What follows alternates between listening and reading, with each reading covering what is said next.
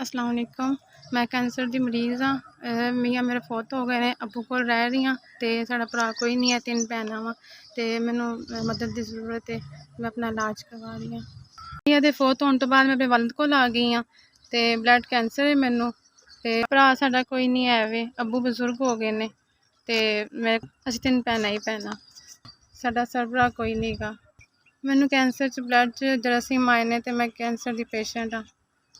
कमाने वाला है कोई नहीं ते हालात इहो जेहे नहीं है कि मैं अपना इलाज करा सकां। बच्चे भी मेरे कोई नहीं है ने। तुहाडे अगे मेरी गुजारिश है कि मेरी मदद की जाए। मैं बेवा औरत हां, तुहाडे से दुआ करांगी।